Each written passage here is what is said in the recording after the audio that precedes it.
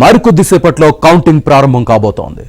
Trump 5,000 మంది లాయర్లను ఎందుకు నియమించుకున్నారు? చివరి నిమిషం సర్వేలు ఏం చెబుతున్నాయి? స్వింగ్ స్టేట్స్ పై ఇరాన్, రష్యా ఎందుకు గురిపెట్టాయి? కమలా హ్యారిస్ మళ్లీ పుంజుకున్నారా?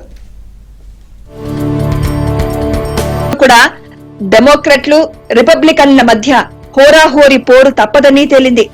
ఇద్దరు 49% ఓట్లతో నిలవనున్నట్లు పేర్కొంది. ఇక యాహూ న్యూస్ యూగవ్ లో కూడా ఇద్దరికి 47% లభించాయి.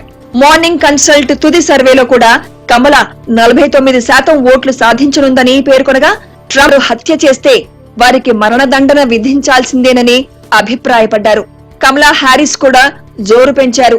సమిష్టిగా సమాజాన్ని నిర్మించాలని, విభజనలకు తాను వ్యతిరేకమని చెప్పుకొచ్చారు. అమెరికాలోని 50 రాష్ట్రాల్లో ఒక్కోదానికి 2 చొప్పున 100 మంది సెనేటర్లు ఉంటారు. ఇక మొత్తం రాష్ట్రాలకు 435 మంది ప్రతినిధులు ఉంటారు.